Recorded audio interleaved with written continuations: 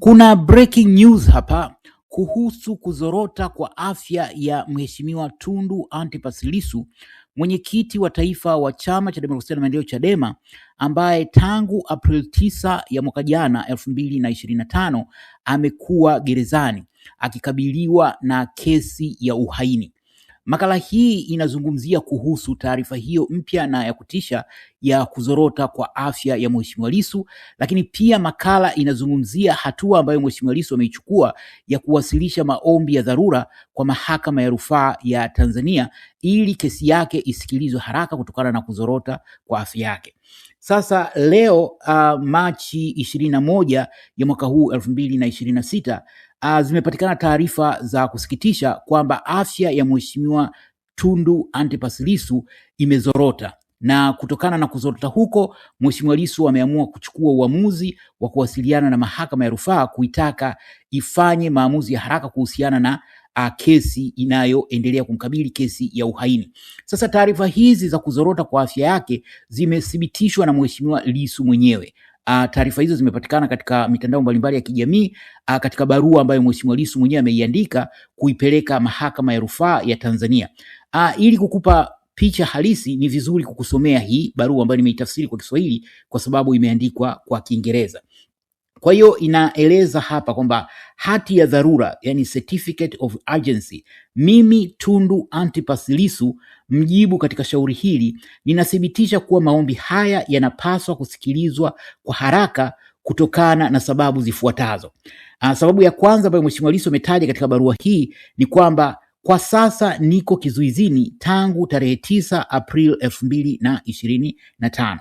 Na sababu ya pili ni kwamba tarehe 7 Septemba 2017 nilinusurika jaribio la kuuawa ambapo risasi nyingi zilifyatuliwa mwilini mwangu na kusababisha majeraha makubwa na ya kudumu na kuniacha na matatizo makubwa ya kiafya yanayoendelea. Kadhalika, Mheshimiwa Lissu ametaja sababu ya tatu kwamba kufuatia tukio hilo nimekuwa chini ya uangalizi wa kitibabu wa mara kwa mara na nimekuwa nikihudhuria kliniki kwa matibabu na ufuatiliaji. Pia ametaja sababu ya 4 kwamba kutokana na kuendelea kushikiliwa kizuizini nimekosa miadi kadhaa ya matibabu iliyopangwa, jambo ambalo linaweka afya yangu na mchakato wangu wa kupona katika hatari kubwa. Na sababu ya 5 ameeleza kwamba isipokuwa maombi haya yasikilizwe na kuamuliwa kwa haraka, nitaathirika kwa madhara makubwa na yasiyorekebishika na malengo ya haki yanaweza kushindikana kufikiwa. Kwa hiyo hizi ni sababu 5 amezitoa Mheshimiwa Lissu, na amehitimisha kusema, kwa hiyo kwa heshima naomba mahakama hii tukufu ithibitishe kuwa maombi haya ni ya dharura na kuamuru yasikilizwe kwa haraka iwezekanavyo. Na imethibitishwa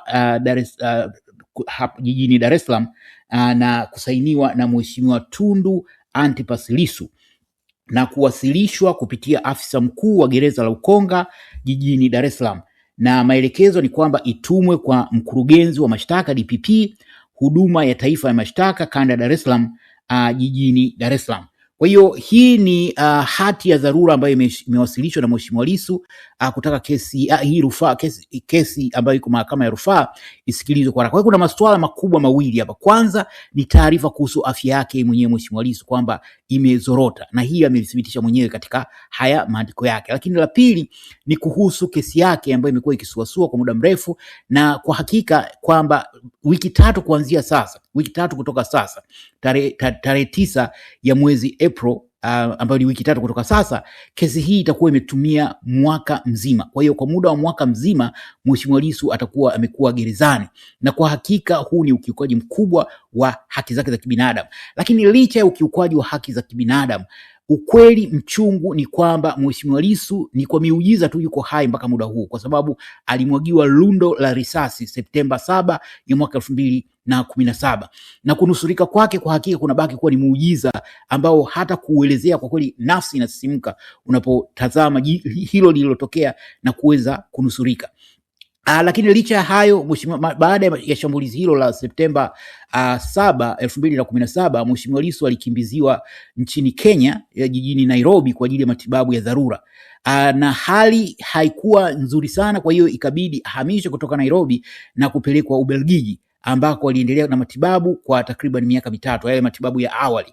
Hata hivyo, kutokana na mapenzi yake kwa Tanzania, Mheshimiwa Lissu mwaka 2020 aliamua kurudi nchini Tanzania, na mwenyewe anakiri kwamba familia yake ilikuwa against uamuzi huo kwa sababu ya hali yake ya kiafya, lakini ikizingatiwa kwamba watu waliofanya shambulio la kutaka kumtoa uhai mpaka muda huu hawajakamatwa. Kwa hiyo familia ilikuwa against wazo lake yeye kurudi nchini Tanzania, lakini yeye maslahi ya Watanzania yamekuwa muhimu kuliko jambo jingine lolote lile, kuliko hata afya yake, na akaamua kurudi na kushiriki katika uchaguzi mkuu wa mwaka 2020 mwezi Oktoba. Kama unafahamu, uchaguzi huo nao ulitawaliwa na rafu nyingi wakati wa utawala wa marehemu John Pombe Magufuli.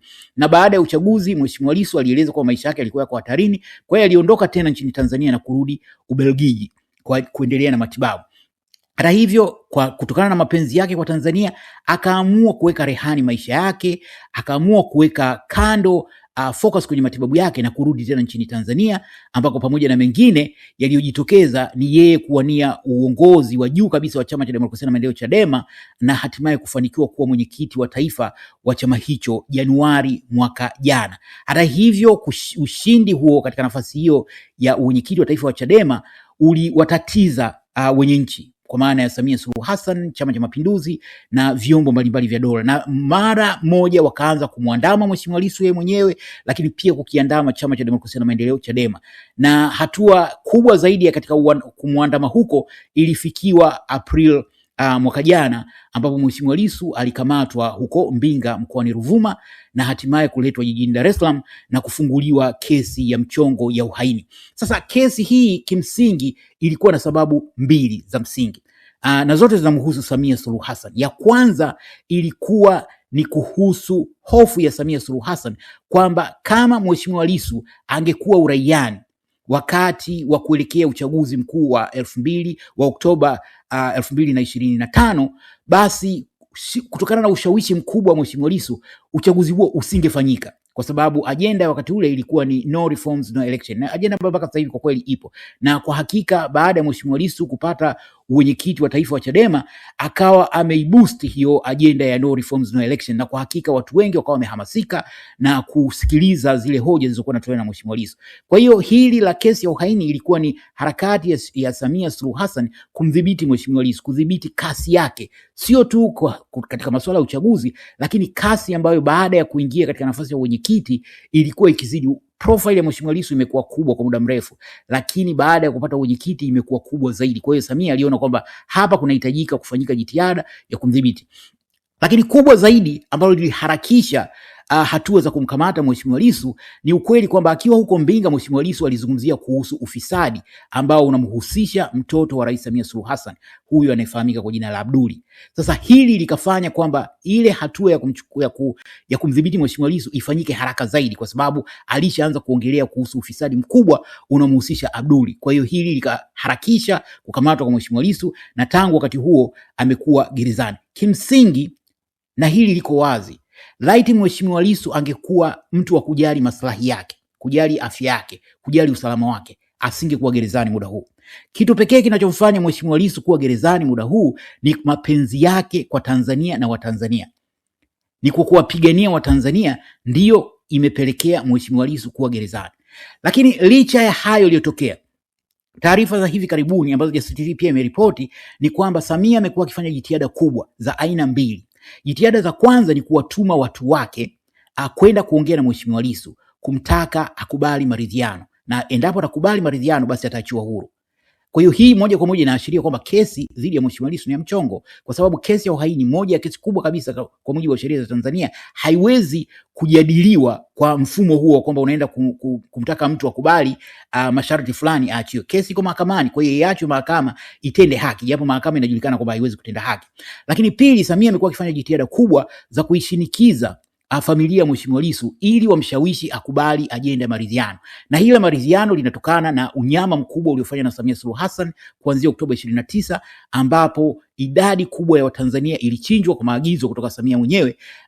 Na taarifa zilizopatikana zinadai kuwa idadi ya waliouawa mpaka sasa inazidi watu 10,000. Hii ipo katika submission iliyofanywa na wanasheria wa kimataifa kuelekea mahakama ya kimataifa ya uhalifu ICC, ambao wanataja bayana kwamba idadi ya waliouawa ni zaidi ya watu 10,000 na mlengwa katika kesi hiyo huko ICC ni Samia Suluhu Hassan. Kwa hiyo haya ndio mazingira ambayo yapo mpaka wakati huu, na hapa kuna hii kesi ambapo kulikuwa na jitihada ambazo zimekuwa zikifanyika kama ambavyo Jasusi TV pia ilieleza huko mwanzoni kwamba kuna jitihada za kujaribu kuitengeneza hii kesi ya uhaini kuihusisha na unyama huo waliofanya Samia Oktoba 29, kwamba Tundu Mheshimiwa Lissu alihusika, kwamba uhaini aliofanya Mheshimiwa Lissu ni kuhamasisha maandamano yaliyopelekea hayo mauaji, kwamba kimsingi Mheshimiwa Lissu ana responsibility katika hivyo vifo, haya mauaji yaliyofanyika.